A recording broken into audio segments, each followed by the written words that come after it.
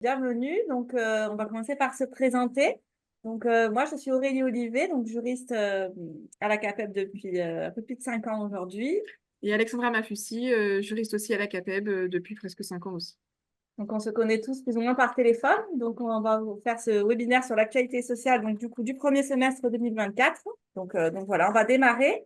Tout de suite. Alors, on va aborder les sujets suivants. Donc, on va faire d'abord un bref rappel de l'entrée en vigueur de la diminution donc de ce qu'on appelle du taux de la DFS, donc la déduction forfaitaire spécifique, anciennement abattement forfaitaire, à partir du 1er janvier. Donc, depuis le 1er janvier, il est à 9%. On fera ce petit rappel chaque année encore pendant 9 ans. Petit moment.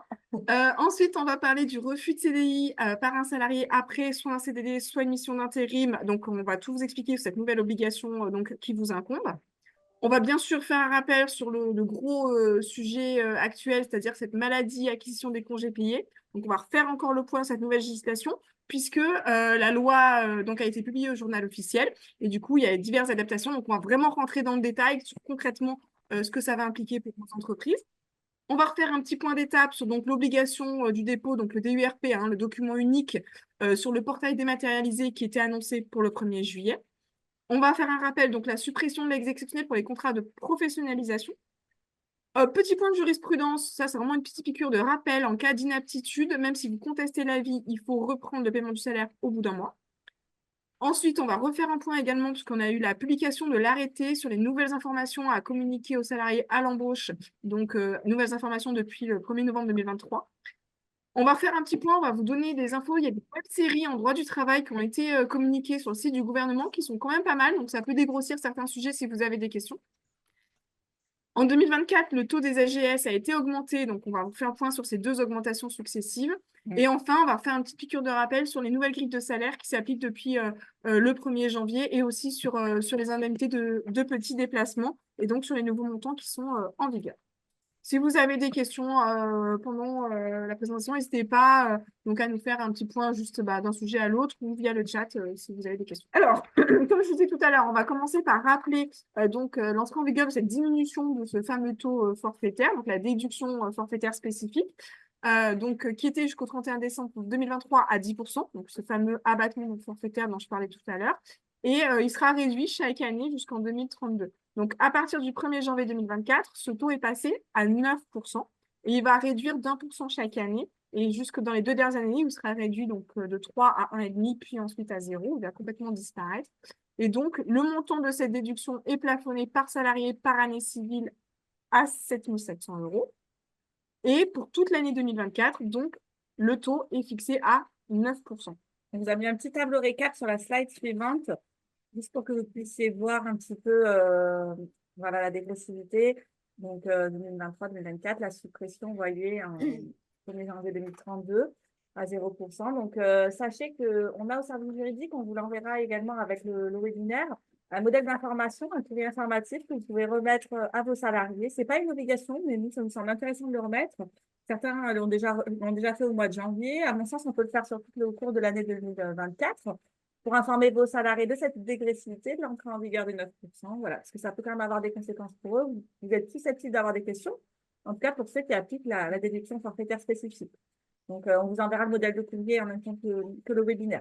Alors, désolée, effectivement, j'ai parlé un petit peu vite, on va réduire le débit de parole. Alors, autre point, la nouvelle obligation, en cas de refus de CDI par un salarié après un CDD ou une mission d'intérim, la loi a instauré depuis le 1er janvier 2024 une nouvelle obligation pour les employeurs, laquelle l'employeur doit communiquer ce refus à France Travail, c'est-à-dire Pôle emploi, en cas de refus. Pourquoi? Parce que donc, vous avez on a un nouvel article du Code du travail. Donc, cette nouvelle obligation, pourquoi? Parce qu'on a un nouvel article du Code du travail qui prévoit qu'à l'issue d'un CDD, si le salarié a refusé au cours des 12 mois précédents au moins deux propositions de CDI, qui remplissait toutes les conditions qu'on va voir ensuite, il ne pourra pas bénéficier de l'allocation d'assurance chômage, sauf le cas exceptionnel.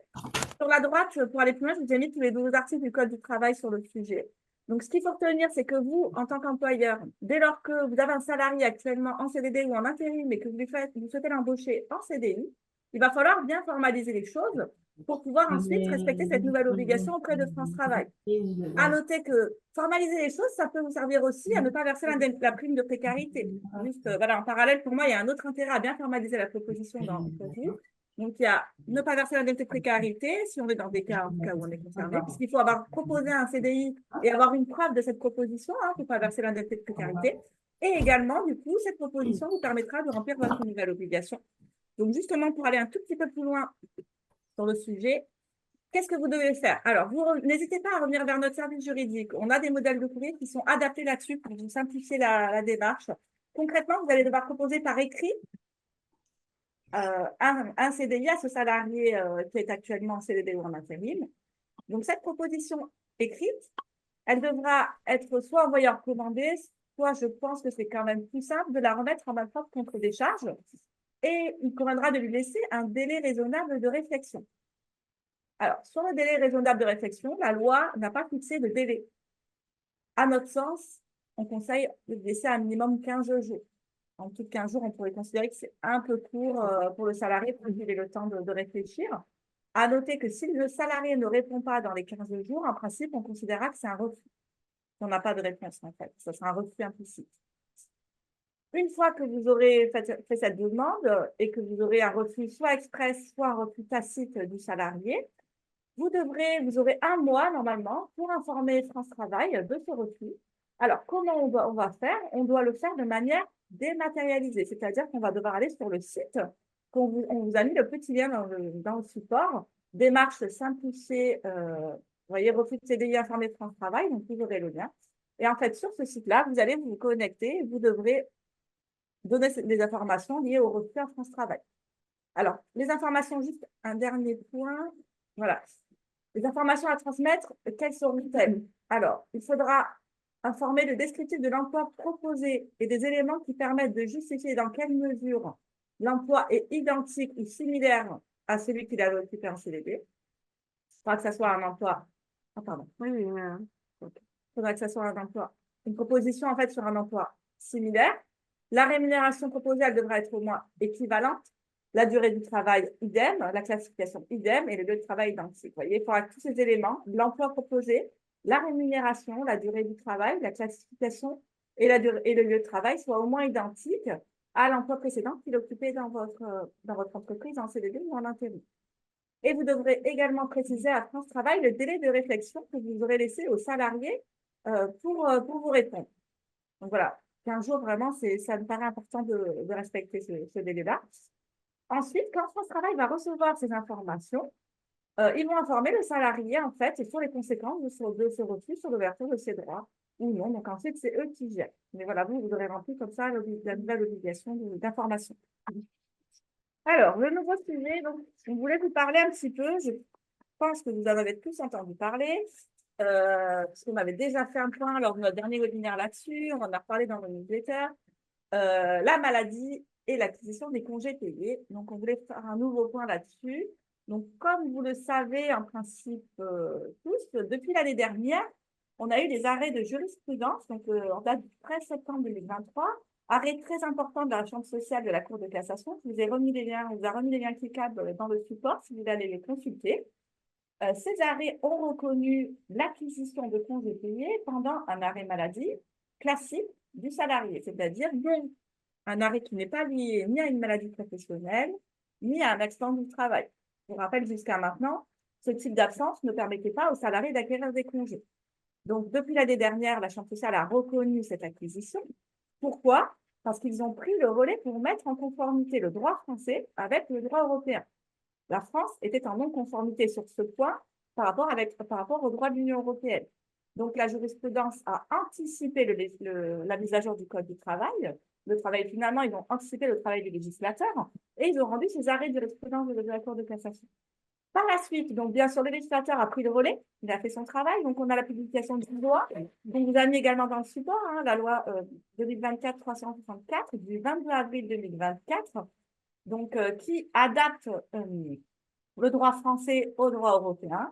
Cette loi, elle a été publiée au JO le 23 avril 2024 et on vous a indiqué que le Conseil constitutionnel n'a pas été saisi, ce qui signifie qu'elle est entrée en vigueur depuis le 24 avril 2024 dès le lendemain de la publication au JO, puisqu'il n'y a pas eu de saisine du Conseil constitutionnel.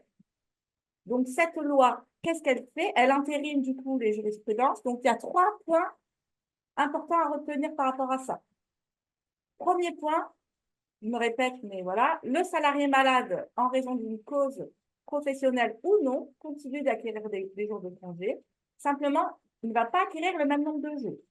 S'il est en maladie professionnelle ou en accident du travail, il continue à acquérir, comme les salariés classiques de votre entreprise, 2,5 jours ouvrables de congés payés par mois, c'est-à-dire 30 jours ouvrables sur l'année.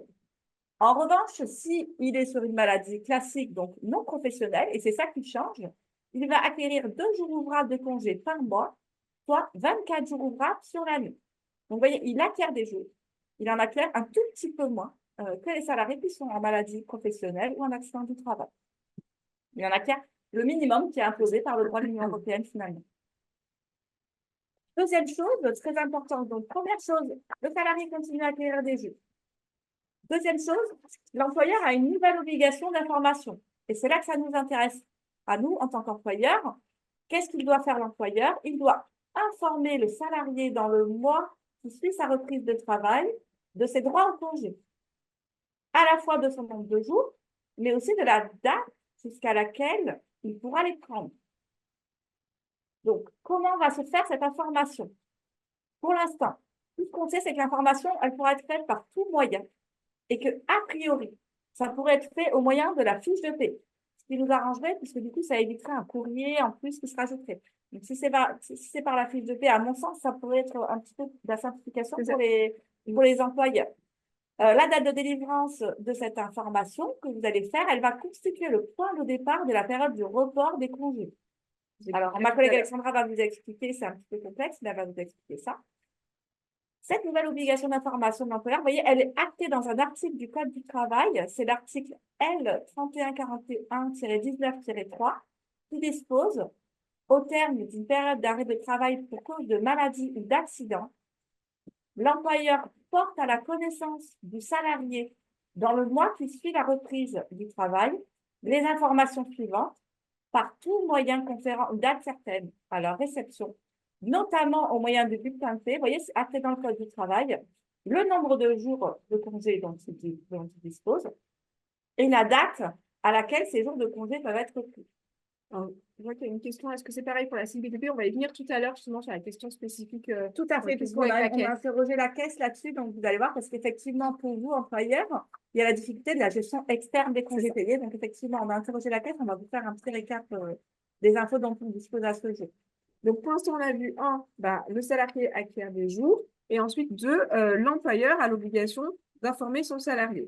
Ensuite, il y a cette question du report, puisque cette nouvelle loi va créer aussi encore un nouvel article, donc lui, c'est L3141-19-1 du Code du travail, qui lui dispose que lorsqu'un salarié est dans l'impossibilité pour cause de maladie ou d'accident, donc là encore, on spécifie plus si c'est pro ou non pro, de prendre au cours de la période de prise de congé tout ou partie des congés qu'il a acquis, à ce moment-là, il bénéficie d'un report, et ce report, c'est 15 mois pour les utiliser. Donc, ce qu'il faut bien retenir, c'est que s'il ne peut pas prendre ses congés qu'il a acquis pendant ses maladies, il peut les reporter pendant un délai de 15 mois. Sauf que ce n'est pas 15 mois n'importe comment et quand il veut. Faute d'avoir pu solder ses droits à la fin de la période de prise à cause de cet arrêt, donc le salarié va les garder donc, pendant 15 mois. Petit rappel, alors la prise et l'acquisition des congés payés, puisqu'on n'est pas sur les mêmes dates, donc il faut faire très attention. Voilà. Aujourd'hui, donc on est le 28 juin, donc depuis le 1er mai 2024, c'est ouvert et jusqu'au 30 avril 2025. Donc on est en période, vous pouvez prendre, donc, ce qu'on appelle en période de prise, vous pouvez prendre, donc poser les congés que vous avez acquis entre le 1er avril 2023 et le 31 mars 2024, donc pendant la période d'acquisition. Les congés payés qui n'ont pas été pris dans ces 15 mois seront perdus. Donc, c'est pour ça que c'est hyper important. Tout à l'heure, vous disiez la date d'information, puisque tant que vous ne faites pas l'information, le délai ne commence pas à courir et le salarié il continue quand même à pouvoir reporter ses congés. Lorsque le salarié reprend effectivement son travail, la période de report va débuter non pas à sa date de reprise, mais à la date à laquelle il va recevoir les informations de son employeur. C'est pour ça que c'est hyper important et c'est là où vous avez un rôle à jouer. On va vous donner un exemple et on a pris un exemple justement focalisé CIBTP pour que ça vous parle un petit peu plus. Aujourd'hui, au niveau de la caisse des congés payés dans le bâtiment, au niveau des périodes de prise de congés, elles sont fixées du 1er mai donc 2024 au 30 avril 2025. On est sur des congés qui ont été acquis entre le 1er avril 2023 et le 31 mars 2024. On va prendre l'exemple d'un salarié qui était absent pour maladie non pro, puisque c'est ça qui change, du 1er janvier 2025 au 2 avril 2025. Donc, grosso modo, il a été absent 3 mois. Le salarié va reprendre son travail le 2 avril 2025, donc l'année prochaine. L'employeur va lui l'informer le 15 avril 2025. Il respecte son délai puisqu'il avait 1 mois pour le faire. Il a attendu 13 jours. Donc là, on est bon. En théorie, donc, le salarié, sur sa période d'acquisition, il a acquis 3 fois 2 jours ouvrables, donc 6 jours ouvrables, parce qu'il a acquis 2 jours ouvrables en janvier, 2 jours ouvrables en février, 2 jours ouvrables en mars, donc 2024, donc là, et il va pouvoir les poser donc l'année prochaine en période de prise, le 2 avril 2025 et le 30 avril 2025. Puisque c'est les périodes de prise de congé. En gros, il lui restera moins d'un mois pour poser. Voilà. Parce que comme il revient le 2 et la période de prise, elle s'arrêtera le 30. Alors, du coup, c'est un peu court, en fait. C'est possible, puisqu'il peut prendre 6 jours entre le 2 et le 30. Ouais. C'est possible, mais ça reste compliqué, puisque ça veut dire qu'il revient, qu'il repart tout de suite en congé, c'est compliqué à gérer. Donc, on va considérer qu'il ne peut pas les poser. Et dans ce cas-là, le report donc, de ces fameux 6 jours ouvrables est possible et le délai de 15 mois va compter non pas à partir du 2 avril, mais du 15 avril 2025. Donc, le salarié aura donc jusqu'au 15 juillet 2026 pour poser ces 6 jours supplémentaires, puisque c'est des jours supplémentaires. Donc, il aura, donc c'est à partir du 15 avril 2025, 15 avril, 15 mois. La date où vous allez l'informer, donc vous allez l'informer le 15 avril, on prend 15 avril plus 15 mois, et donc finalement, il aura du coup exactement jusqu'au 15 juillet 2026 pour les poser. Vous voyez, il aura le temps, il aura beaucoup de temps. Voilà. Et si le 16 juillet, ces 6 jours ne sont pas pris, ils seront perdus. Donc, tant pis pour le salarié. Voilà. Donc, c'est pour ça que c'est important, votre obligation d'information, et qu'on voulait vraiment insister là-dessus, puisque c'est ce qui va faire partir le délai de ces 15 mois, et c'est ce qui va être important aussi pour le salarié. Alors, je vois qu'il y a une question sur la caisse. J'y arrive. On verra plus sur la CIBTP. On va vous en parler juste après. Là, on vous a juste envoyé un schéma donc sur le report des congés payés en cas de maladie de moins de 1 an. Donc, c'est une infographie qui a été faite par le ministère du Travail, qu'on trouve plutôt assez bien adaptée. Pas adapté BTP. Voilà, donc il faudra juste essayer de décaler par rapport, mais en tout cas, le principe, c'est sur le principe. Voilà. Donc, vous avez vraiment toutes les dates, etc. Donc, ça, c'est hyper important. Après, c'est vrai que pour la caisse, on diffère d'1 mois. Donc, il suffira juste de décaler le schéma de 1 mois. Étant précisé qu'on n'a pas encore de retour au nous officiel de la caisse à ce niveau-là. Et j'y viens. On y vient. Hop. Donc, juste, on va faire un petit rappel avant de parler de la caisse. Oui, le diaporama vous sera envoyé avec le support. L'acquisition des congés pendant les arrêts de travail pour maladie non pro s'acquiert de manière rétroactive. Ça veut dire que ça va s'appliquer non pas seulement pour les arrêts qui vont commencer à partir du mois de septembre, puisque c'était la date à laquelle les arrêts de la Cour de cassation ont été rendus, mais bien avant. En effet, donc là, on rentre sur une petite subtilité, le salarié qui a été en arrêt maladie, donc non pro, est donc en droit de demander, selon sa situation, parce que là encore, il y a encore des cas qui vont différer, l'acquisition de ces congés payés non pris ou une indemnisation, parce qu'il peut très bien dire, moi, je ne vais pas les poser, je vais demander à me les faire payer. Là, on va distinguer 2 cas. Donc, il y a d'abord le salarié qui est toujours dans l'entreprise, donc toujours à la fois au moment de sa reprise et au moment où il peut faire reporter ses congés payés. Dans ce cas-là, le salarié est dans l'entreprise, il a 2 ans, à compter du 24 avril 2024, puisque ça, c'est la date donc, de publication de la loi, donc jusqu'au 23 avril 2026, minuit au plus tard, pour réclamer les congés qu'il avait acquis au titre d'arrêt maladie qui était intervenu, attention, depuis le 1er décembre 2009. Donc, c'est quand même assez important, c'est-à-dire s'il y a des salariés qui étaient en arrêt, mettons, par exemple, en 2015, eh ben, il a encore 2 ans pour demander à bénéficier de ce report et donc de ces congés payés qu'il a acquis pendant son arrêt, quelle que soit sa durée donc de moins de 1 an. En 2015, il peut encore se les faire payer ou les demander encore aujourd'hui. Passé ce délai de 2 ans, le salarié perd la possibilité de demander les droits sur cette période. C'est-à-dire c'est perdu.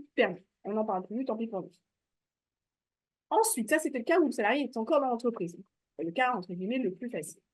Cas numéro 2, le salarié, entre-temps, a quitté l'entreprise. C'est possible, puisqu'on parle quand même d'arrêt date depuis le 1er décembre 2009. C'est quand même très ancien. Dans ce cas, le salarié donc, va bénéficier d'un délai non pas de 2, mais de 3 ans pour bénéficier de ce report. Et là, par contre, le délai ne va partir non pas de sa date de reprise, mais de la date de rupture de son contrat de travail. Et là, il va obtenir effectivement, il peut demander dans ce délai le paiement d'indemnités compensatrices de ses congés payés qui a eu lieu dans les 3 années du coup, qui précèdent la rupture.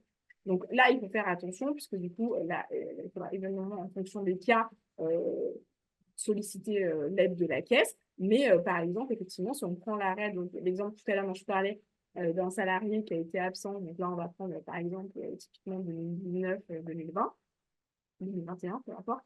Dans ce cas-là, effectivement, il a quand même 3 ans à compter de la rupture de son contrat. Donc, si le contrat s'est terminé en 2022, il a encore jusqu'en 2025. Donc, il a encore 1 an pour solliciter ses congés. Donc, ça a un impact qui peut avoir quand même très fort sur vos entreprises. Alors, j'aurais dit, c'est une petite question. Si le salarié perd ses jours, donc c'est-à-dire ce que tu disais, Alexandra, hein, si pendant passer des 2 ans, le salarié perd la possibilité de demander ses droits, est-ce que les cotisations seront remboursées à l'entreprise cotisante?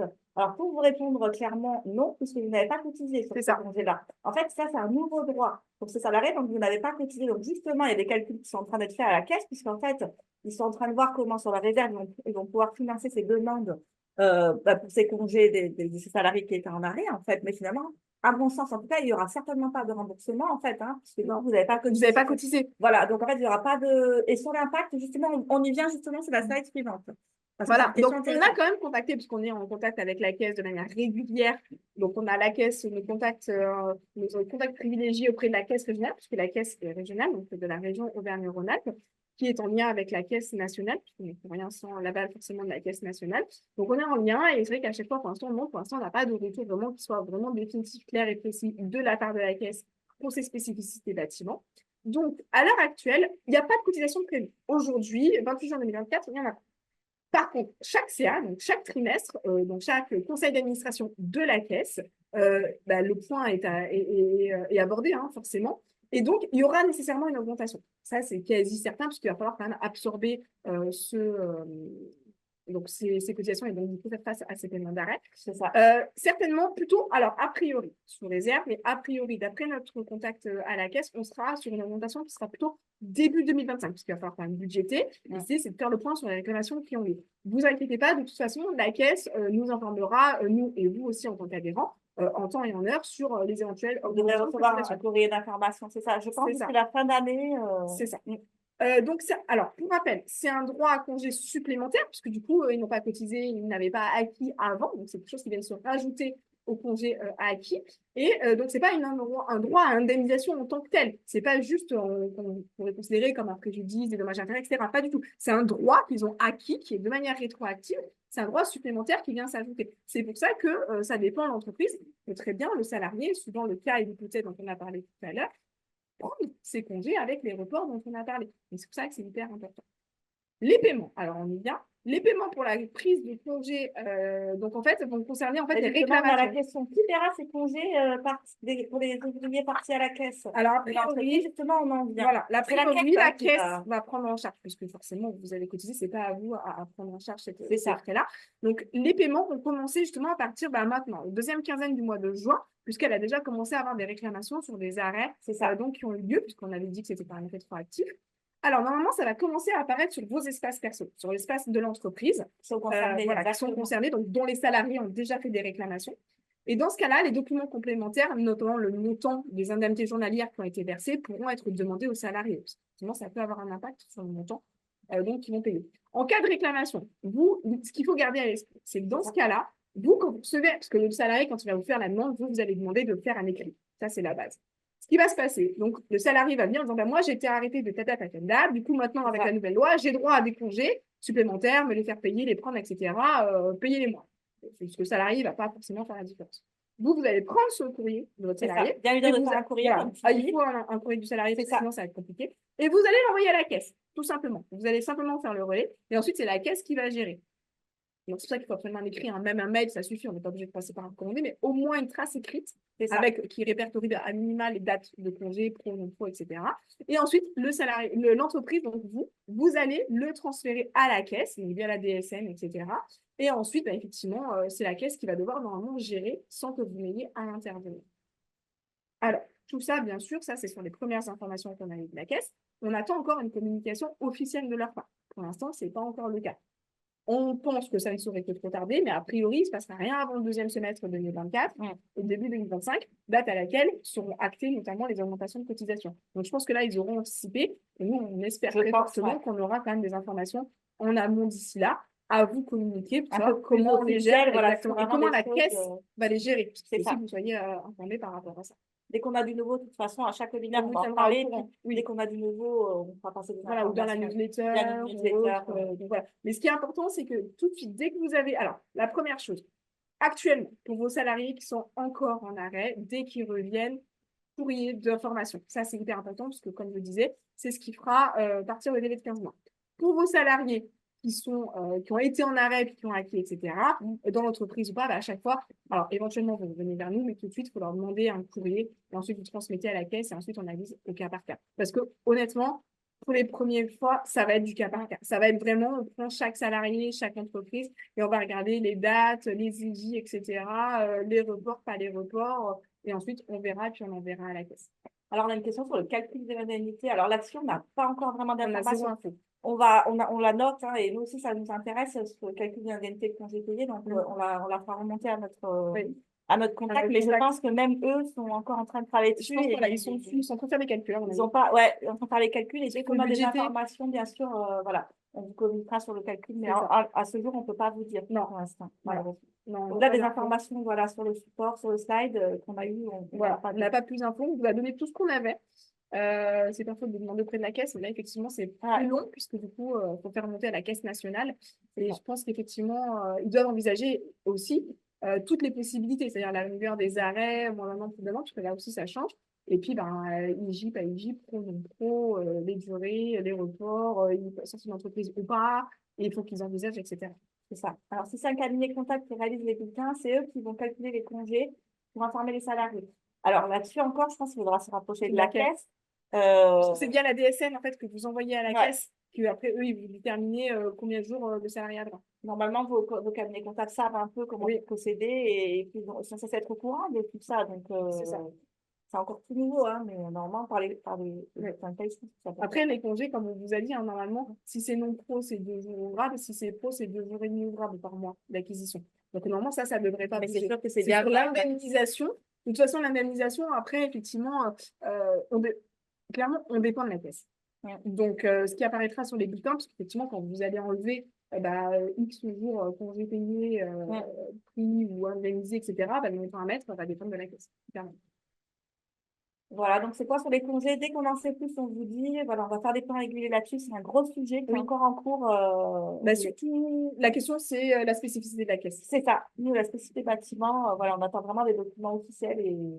Alors, le délai d'un mois, comme vous dites, le délai d'un mois sera dépassé. Vous, dans votre obligation, c'est au moins le nombre de jours. Le nombre de jours, ça, vous pouvez le calculer, puisqu'on vous a dit qu'en fait, il acquiert 2 jours ouvrables par mois. C'est quand même bien de voir avec la caisse. Moi, je conseillerais vraiment de prendre contact avec la caisse. Là, au cas par cas. C'est ce que je disais. Dès que vous avez un arrêt, même maintenant, tout de suite, vous appelez la caisse, on dit voilà, moi, j'ai mon salarié qui revient, parce que tant qu'il est en arrêt, la question ne se pose pas. Il revient, oui, quitte l'entreprise, etc. Qu'est-ce que j'en fais? Et là, effectivement, il faut qu'on prenne contact le plus vite possible. Moi, je conseille de voir avec la caisse. C'est un peu touchy, etc. Pour prendre de risque. Surtout sur le nombre de jours. Mais sur l'indemnisation, normalement, voilà, c'est eux qui gèrent. Voilà, donc on n'hésitera pas à vous tenir au courant pour la suite. Alors, autre sujet, on voulait vous faire un petit récap là-dessus, puisqu'on en a parlé au dernier webinaire avec Alexandra, du coup, l'année dernière, en mois de décembre. Le fameux DURP, document unique d'évaluation des risques professionnels. Vous vous souvenez, en principe, il y avait une obligation de dépôt sur un portail numérique de ce fameux document, ce DURP, qui devait intervenir à compter du 1er juillet 2024 pour les entreprises de moins de 150 salariés, c'est-à-dire majoritairement vous étiez concernés par ça à partir de lundi prochain. Normalement, demain, quoi. Demain, vous deviez déposer ce portail. Sauf que Ce portail, ben, on l'a pas vu naître. Ça fait depuis le 1er juillet 2023 que les entreprises de plus de 150 salariés devaient déjà le déposer dans les textes. Sauf que le portail, il est pas apparu. Donc, dans une réponse ministérielle, on vous a mis un lien cliquable que tu vas aller consulter. Le ministère du Travail a reconnu qu'il y avait des grosses difficultés techniques sur la mise en place de ce portail. Et ils ont dit qu'ils étaient en train de réfléchir pour voir quelle suite à donner au projet. Donc, clairement, ils sont en train de remettre en cause le principe de ce dépôt sur un portail dématérialisé. Je vous ai mis en jaune le texte. Vous voyez, ils disent qu'il y a un bénéfice-risque négatif pour ce portail et qu'ils sont en train de procéder à des concertations avec les partenaires sociaux pour identifier une solution alternative. Dans l'attente de cette solution alternative, on vous rappelle que les versions successives du document unique doivent être conservées au sein de l'entreprise sous la forme de documents papier ou dématérialisés pendant au moins 40 ans. Donc ça, c'est hyper important. Alors, une question. Alors, juste question, parce qu'il y a 2 questions qui reviennent pour les arrêts maladie. Donc, je finis juste. Ouais, vas-y. Alors, est-ce que ça peut être significatif pour des arrêts importants? Bah, oui, effectivement, le montant peut être important, mais là encore, c'est la caisse qui va gérer. Il faut revenir jusqu'à quand pour les arrêts? Faut-il attendre une demande du salarié ou devons-nous faire le point et informer? Alors, je pense qu'effectivement, ça va être cas par cas, mais à mon avis, les salariés sont très informés et s'ils n'ont pas quitté l'entreprise, ils vont venir vous redemander. Effectivement, comme vous disiez, c'est rétroactif depuis 2009, donc c'est quand même assez vieux. Même très vieux. Donc, je pense que les salariés vont venir, mais nous, on n'a pas vu d'obligation en ce qui nous concerne sur ces anciens arrêts. L'obligation d'informer, pour l'instant, concerne les arrêts en cours et pour lesquels vous, quand l'arrêt se termine, vous avez un mois pour informer sur ce nouveau droit à congé. Effectivement, pour les arrêts qui sont terminés en 2023, bah, le début de mois est passé, donc effectivement, ça n'a pas de sens. C'est les salariés qui doivent voilà, faire la les salariés démarche, qui doivent faire la voilà. démarche, eux. Voilà. On va pas Pour non ces plus aller salariés-là. chercher Voilà. ça. Et pour le DU, Alors, pour le DU, sur le site de l'OPBTP, est-ce qu'on est dans les clous? Alors, en fait, l'OPBTP, effectivement, ça vous permet de faire le document unique. Ça remplace pas, ça sera jamais un nouveau portail de dépôt, on est d'accord. Donc, en fait, une fois que vous avez fait ce document unique sur l'OPBTP, ça, vous pouvez le conserver en version papier ou numérique chez vous, mais ça, je veux dire, l'OPBTP sera jamais le nouveau site officiel de dépôt de portail, puisque ce sera un site pour toutes les entreprises, pas forcément bâtiments, en fait, sur lequel on devra aller le déposer. Donc, pour moi, ce n'est pas la même chose, mais effectivement, vous avez raison. Via l'OPBTP, justement, c'est la slide d'après. L'OPBTP est là pour vous accompagner à faire le document unique. Bien sûr, c'est nos partenaires, donc là-dessus. Très attention, du coup, on voulait vous signaler justement, attention aux arnaques. On a eu beaucoup, au service juridique, on a eu beaucoup de remontées là-dessus. Oui, on a en fait, des organismes qui se font passer pour des entreprises officielles, mais qui ne le sont pas, et qui sont présentées comme une communication officielle. Et donc, elles reprennent le numéro SIRET de votre entreprise, elles mettent un code privé pour vous connecter. Elles vous disent attention, attention, vous n'êtes pas en règle par rapport au document unique. Elles disent un petit peu n'importe quoi, parce qu'elles disent qu'il faut faire un dépôt sur le portail numérique, etc. Alors que ce n'est pas le cas. C'est pas obligatoire. Donc, c'est des courriers qui sont très alarmistes et qui essayent de vous inciter à vous connecter sur un site où ensuite, vous devrez bien sûr payer avec un abonnement chez eux. Voilà. Donc, attention, surtout ne pas donner suite à ces communications d'entreprise, voilà, qui essayent de vous faire peur par rapport au document unique. Si vous avez un souci sur votre document unique, vous voulez vous mettre à jour ou autre, on vous rappelle que l'OPBTP, effectivement, sont nos partenaires via le site internet ou alors n'hésitez pas à appeler votre CAPEB, parce que chaque CAPEB met en place des ateliers avec une fréquence assez régulière, que ce soit pour créer votre document unique ou le mettre à jour tous les ans, très important. Donc voilà, bien vous rapprocher de la CAPEB, de l'OPBTP, ne pas donner suite à des courriers sur le sujet de prétendus organismes qui se prétendent alarmistes et disant qu'ils n'est pas. Voilà. Les courriers sont bien faits, on les a vus, ils sont très bien rédigés, mais voilà, ça reste absolument facultatif et c'est pas du tout. En fait, voilà, ils le tentent parce qu'après, ils demandent des sommes qui sont, je crois que c'était de l'ordre de 600 € ou 800 € hors taxe pour faire un document unique. Voilà, sachant qu'après, effectivement, il y a souvent rien qui suit derrière. Donc voilà, faire attention à ça. Et effectivement, on en a eu beaucoup. Il y en a eu beaucoup, donc de toute façon, vous n'hésitez pas si vous en avez à revenir vers nous, à nous les envoyer et on vous confirmera que c'est bien eux. Voilà, mais en tout cas, attention à la CCRMA. Alors, si vous n'avez pas de questions, on va enchaîner avec donc une suppression, donc l'aide exceptionnelle aux employeurs de salariés qui étaient en contrat de professionnalisation. au 1er mai 2024. Alors, pour rappel, on va faire quand même un petit rappel, cette aide, donc, qui était de 6 000 € maximum, bénéficiait aux employeurs, donc de personnes de moins de 30 ans qui étaient en contrat pro, mais qui visaient un diplôme ou un titre à une finalité qui équivaut au plus au niveau 7 de ce qu'on appelle donc le CNCPC, c'est-à-dire le cadre national des certifications professionnelles ou certificat de qualification. Donc, à partir de ce moment-là, vous bénéficiez de cette aide. Alors, normalement, elle était prévue jusqu'au 31 décembre 2023 par le décret, donc cette aide exceptionnelle.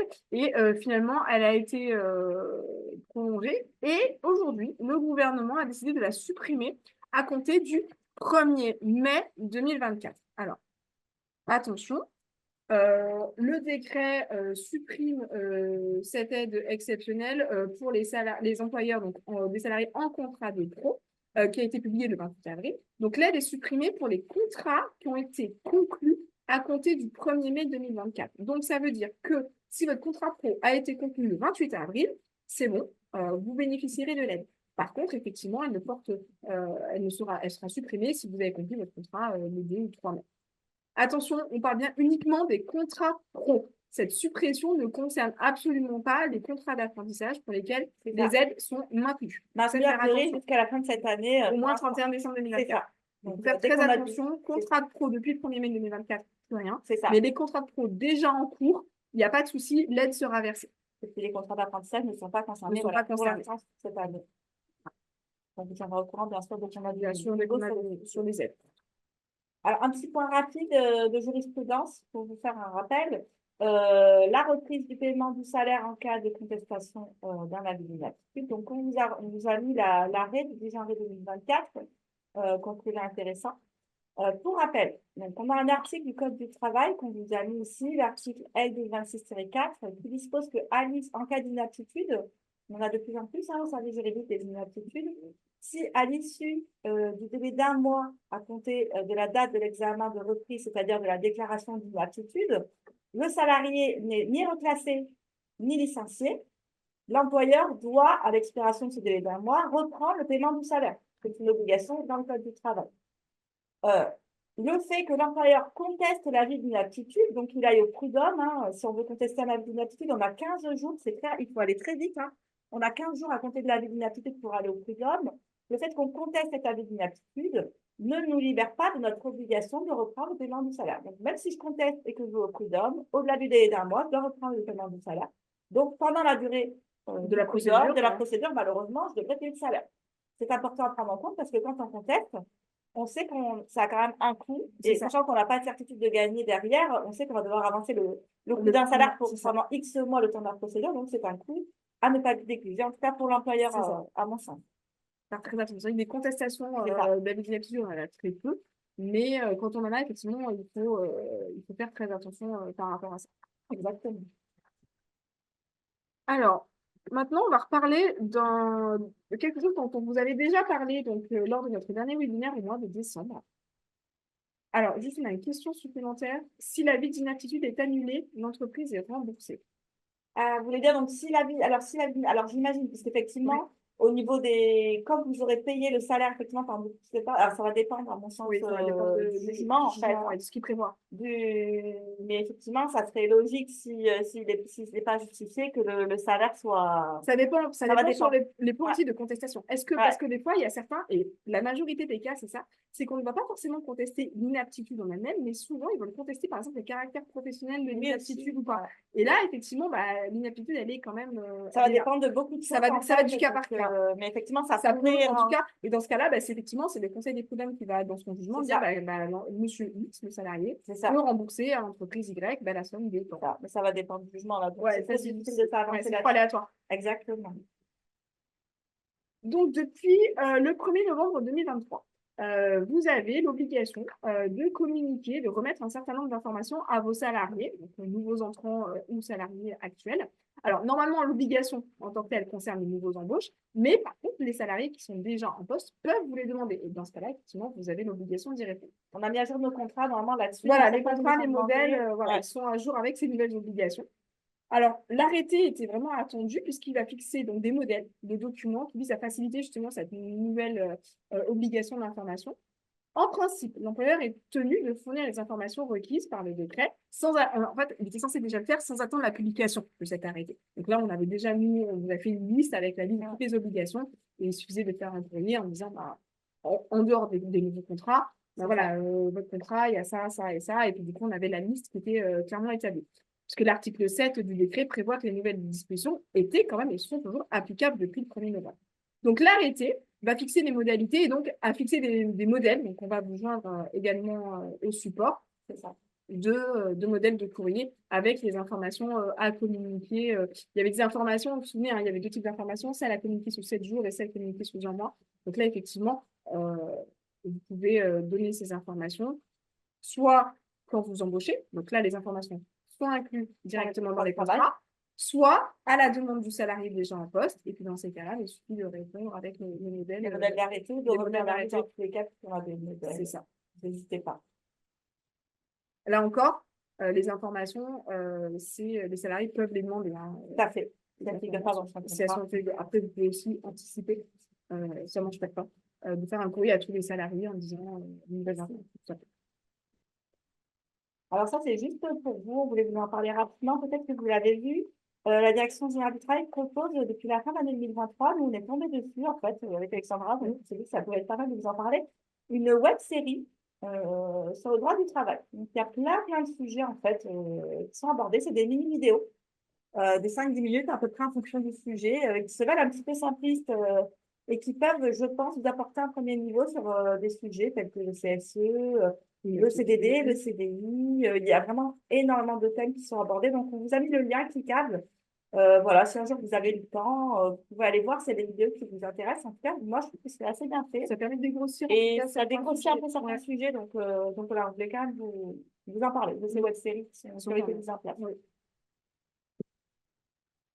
Alors, il y a eu beaucoup de changements en 2024 et notamment aussi au niveau des AGS. Alors, vous le savez, normalement, l'AGS, c'est une cotisation patronale. C'est une cotisation que vous payez donc, sur les salaires de vos salariés et elle permet de garantir le paiement de certaines sommes qui sont dues aux salariés en cas de défaillance de l'entreprise. Typiquement, quand vous êtes en état de ce qu'on appelle des cessations de paiement et que vous êtes en optique d'ouvrir une procédure collective auprès du tribunal de commerce. Alors, en général, ces AGS vont couvrir ces montants les salaires, donc les classiques, les indemnités de préavis s'il y en a, et éventuellement indemnités de rupture, par exemple, en cas de licenciement économique ou autre. On a eu une première augmentation de ce taux depuis le 1er janvier 2024. Donc, le taux était à 0,20, puisqu'il avait augmenté donc de 0,05. Il était à 0,15. Donc ça, c'est depuis le 1er janvier. Et on s'est rendu compte, enfin, l'AGS en tout cas, s'est rendu compte depuis le 1er janvier que les procédures collectives dont je parlais avaient fortement augmenté. Et donc, ça a eu un impact puisque toutes les procédures collectives, si elles augmentent et que les salariés ont des salariés, forcément, les entreprises ont des salariés. Ça veut dire qu'il y a plus à payer aux salariés. Et donc, l'AGS a décidé, donc, dans son conseil d'administration, d'augmenter une nouvelle fois de 0,05 points cette cotisation. Et à compter du 1er juillet, demain, à partir de lundi, ce taux, il est à 0,25%. Voilà, ça, c'est une petite information. Alors, normalement, vos comptables vont vous faire le point, mais voilà, c'est important de le noter puisque ça a quand même un impact, la conjoncture économique, sur vos entreprises, puisque ça augmente le coût des AGS, puisqu'il faut quand même payer les salaires. D'accord. Alors, pour finir, du coup, on va vous parler plutôt de tout ce qui est IPD, indemnité fixe de placement et des salaires. On voulait juste vous repréciser au niveau des IPD tous les derniers accords qui s'appliquent. Donc, en Auvergne, Allier, Cantal, Haute-Loire, Puy-de-Dôme, on a un accord du 12 mars 2024 qui est applicable depuis le 1er avril 2024. En Isère, il y en a un qui s'applique depuis le 1er janvier, idem pour la Loire. Donc là, on vous a mis dans le tableau qu'on va vous envoyer tous les derniers montants en fonction des départements. Alors, c'est bien aussi pour comparer, des fois, de voir si c'est un petit peu ailleurs, en Auvergne ou hors Auvergne. Voilà, vous avez tous les montants. Ensuite, au-delà de ça, du coup, pour les salaires. Alors, pour les salaires, pareil, ils ont augmenté au 1er janvier. Alors, pour les ouvriers et les états, c'était le même accord. C'est l'accord du 11 décembre 2023. Alors, contrairement aux IPD qui sont négociés au niveau départemental, pour l'Auvergne au niveau régional, les grilles de salaire donc des ouvriers et des états sont négociées au niveau régional. Donc, ce sont les mêmes montants pour toute la région Auvergne-Rhône-Alpes. Alors, donc, ces montants ont été augmentés par accord du 11 décembre, donc, applicables depuis le 1er janvier 2024. Donc, vous avez ces montants. C'est des montants bruts pour un équivalent 35 heures. Non, ça, c'est 151 heures, donc 67, ouais. 67 par mois. Donc, vous avez les montants, hein, les tableaux, il suffit de vérifier en fonction de la classification de votre salarié si vous respectez bien ce minimum. Par contre, une petite subtilité pour les cadres. Alors, d'abord, pour les ouvriers et les étames, ces accords ont été étendus. Ça veut dire qu'ils étaient déjà applicables pour les adhérents aux syndicats signataires, dont la CAPEB, donc depuis directement leur application, c'est-à-dire le 1er janvier 2024. Ils ont été ce qu'on appelle étendus, ça veut dire qu'ils ont été rendus obligatoires pour tous les employeurs et tous les salariés, même s'ils ne sont pas adhérents à une organisation signataire, à partir du moment où les salariés et les entreprises rentrent dans le champ d'application de la convention collective des ouvriers jusqu'à 10, mais aussi plus de 10, donc de 1990, mais également pour les étames, donc de la convention de 2006. Donc maintenant, depuis le mois d'avril, ces salaires sont obligatoirement pour tout le monde, donc signataire ou pas, de l'accord. Contrairement aux cadres, les cadres, lui, l'accord a été signé le 17 janvier, sur un petit décalage en général. Par contre, la CAPEB n'est pas signataire de cet avis. La CAPEB n'est pas signataire, ça veut dire que normalement, les entreprises qui ne sont pas adhérentes des entreprises signataires n'ont pas l'obligation formelle et juridique, en tout cas, d'appliquer ces salaires, puisque la CAPEB, c'est la même chose pour les entreprises adhérentes à la CAPEB, n'ont pas l'obligation d'appliquer ces salaires. Simplement, on va quand même vous remettre la grille de salaire qui a été négociée, puisque la dernière grille de salaire négociée par la CAPEB est donc rendue obligatoire et celle de 2019, qui est quand même relativement ancienne. Et c'est vrai que compte tenu de la configuration actuelle, il est quand même assez préférable et conseillé aux entreprises de monter quand même, d'essayer à minima, alors pas forcément de se caler hein, sur ces nouveaux salaires, mais en tout cas d'augmenter la grille de 2019 qui, à notre sens, effectivement, n'est plus trop adaptée. C'est ça. Bon, la demande d'accès n'est pas obligatoire pour vous, voilà, pour avoir une idée de ce qui voilà, pour les cadres. Voilà, c'est très compliqué. C'est pas obligatoire. Et ça, pareil, ça n'a pas été étendu, donc ça n'a pas encore été rendu obligatoire. Ouais. Depuis 2019, c'est statu quo au niveau de la CAPEB. Donc là, c'est un choix, entre guillemets, à faire à votre niveau, au niveau de l'entreprise. Est-ce que vous voulez vous caler sur 2019, étant précisé que si un salarié souhaite partir dans une entreprise qui, elle, est adhérente à un signataire, effectivement, il aura plus. Donc, il sera tenté de dire, moi, en tout cas, si vous ne vous rapprochez pas de la grille, voilà, qui est ici, il serait tenté voilà, de partir. Donc, ça, c'est un choix qui vous appartient. Juridiquement, vous n'avez pas d'obligation. Après, voilà, ça reste aussi, compte tenu de la conjoncture et du turnover dans les entreprises du bâtiment et du manque de main-d'œuvre, ça peut être une réflexion à envisager au niveau de votre entreprise. Voilà, donc vous avez mis les montants pour les cadres. Montants, voilà. Vous les aurez avec les supports. Avec les supports, pour rappel, c'est des montants qui sont fixés sur un forfait de 39 heures. Et si vos cadres sont au forfait jour, ces montants sont majorés de 10%. Oui, dans ces 30 heures, le 39 heures. 39 heures, voilà, hebdomadaire. En tout cas, on vous remercie beaucoup à tous et toutes pour votre participation. À l'issue du webinaire, tous les inscrits vont recevoir le support ainsi que les divers éléments complémentaires dont on a parlé. De toute façon, si vous avez des questions comme d'habitude, n'hésitez pas à revenir vers notre service juridique. Je vous souhaite à tous une bonne fin de journée, un bon week-end. À bientôt. Et un bel été.